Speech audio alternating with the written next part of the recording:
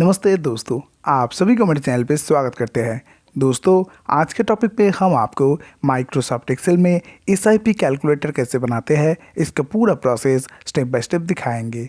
तो वीडियो काफ़ी इंपॉर्टेंट होने वाला है, वीडियो को लास्ट तक देखिएगा। तो चलिए प्रोसेस को स्टार्ट करते हैं। तो दोस्तों, यहाँ पे देखिए मैंने एक टेबल को डिज़ाइन किया है जहाँ पे मैंने लिया है मंथली इन्वेस्टमेंट। यहाँ पे देखिए हमने लिया है 25,000। एक्सपेक्टेड रिटर्न रेट यहाँ पे हमने लिया है 12%। टाइम पीरियड हमने लिया है 10 ईयर्स। और नीचे यहाँ पे टोटल इन्वेस्टेड अमाउंट, इसको हम कैलकुलेट करके निकालेंगे। फिर नीचे टोटल वैल्यू, इसको भी हम यहाँ पे कैलकुलेट करके निकालेंगे। और लास्ट में हमने लिया है एस्टिमेटेड रिटर्न्स। यहाँ पे एस्टिमेटेड रिटर्न को भी हम यहाँ पे कैलकुलेट करके आपको दिखाएंगे। तो दोस्तों, सबसे पहले हम यहाँ पे आपको टोटल इन्वेस्टेड अमाउंट को कैलकुलेट करके दिखाएंगे। तो इसके लिए आपको यहाँ पे फॉर्मूला में लिखना है इक्वल देने के बाद आपको यहाँ पे मंथली इन्वेस्टमेंट के सेल को सिलेक्ट करना है, उसके साथ मल्टीपल करना है आपको टाइम पीरियड के सेल को। टाइम पीरियड को यहाँ पे सिलेक्ट करेंगे इनटू 12। यहाँ पे देखिए जो इन्वेस्टेड अमाउंट है वो 12 महीने से आपको गुना करना होगा। और उसके साथ ही जो टाइम पीरियड है यहाँ पे हमने ईयरली लिया है, इसको भी हम यहाँ से 12 से गुना करके मंथली में कन्वर्ट करेंगे। जस्ट एक बार आपको एंटर प्रेस करना है।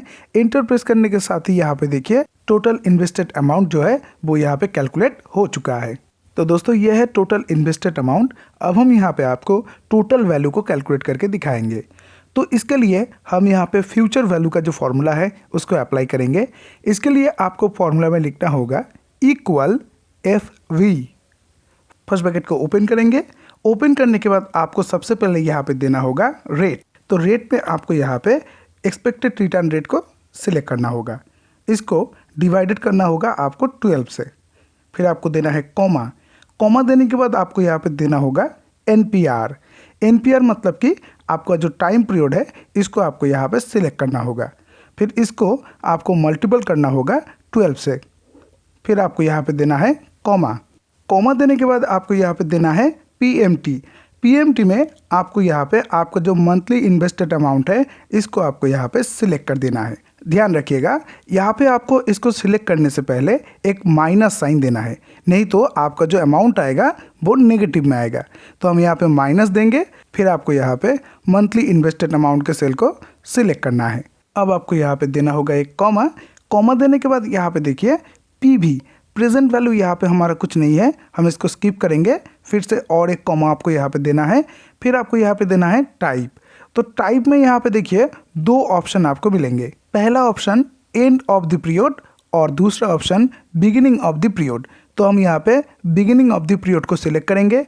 जस्ट यहाँ पे आपको 1 लिखना है, ब्रैकेट को क्लोज करेंगे और एक बार एंटर प्रेस करना है। एंटर प्रेस करने के साथ ही यहाँ पे देखिए टोटल वैल्यू जो है वो यहाँ पे कैलकुलेट हो चुका है। तो दोस्तों, ये है आपका टोटल वैल्यू। अब मैं दोस्तों आपको यहाँ पे एस्टिमेटेड रिटर्न्स को कैलकुलेट करके दिखाऊंगा। दोस्तों, एस्टिमेटेड रिटर्न्स को कैलकुलेट करने के लिए आपको यहाँ पे टोटल वैल्यू से टोटल इन्वेस्टेड अमाउंट को माइनस करना होगा।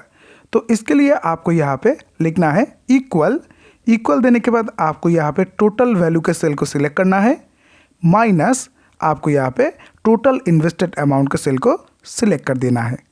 जस्ट एक बार एंटर प्रेस करेंगे। एंटर प्रेस करने के साथ ही यहाँ पे देखिए एस्टिमेटेड रिटर्न्स यहाँ पे कैलकुलेट हो चुका है। तो दोस्तों, यहाँ पे देखिए ये हो गया आपका टोटल इन्वेस्टेड अमाउंट, ये है आपका टोटल वैल्यू और ये है आपका एस्टिमेटेड रिटर्न्स।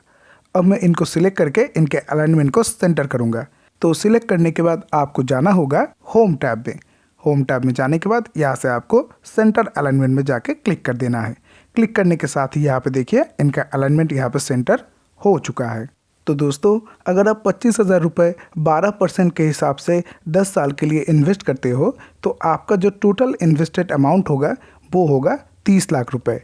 और टोटल जो वैल्यू आएगा वो आएगा 58,08,476.91 रुपीज़। एंड एस्टिमेटेड रिटर्न जो है वो आपका आएगा 28,08,476.91 रुपीज़।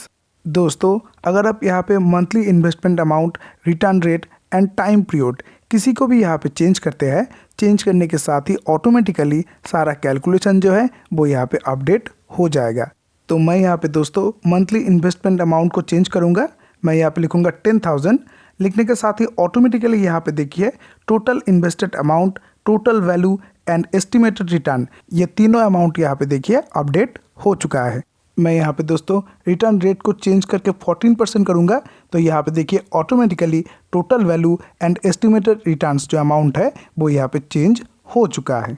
फिर मैं यहाँ पे टाइम पीरियड को चेंज करके 15 ईयर्स करूँगा तो ऑटोमेटिकली यहाँ पे देखिए total invested amount, total value and estimated returns यहाँ पे देखिए अपडेट हो चुका है। आप यहाँ पे किसी भी अमाउंट को लिख के ईजिली एसआईपी को कैलकुलेट कर सकते हो। तो दोस्तों ये था सिंपल प्रोसेस जिसको यूज़ करके आप इजीली माइक्रोसॉफ्ट एक्सेल में एसआईपी कैलकुलेटर को बना सकते हो। वीडियो अगर पसंद आया तो लाइक कर दीजिएगा। Thank you for watching the video. Please keep your support.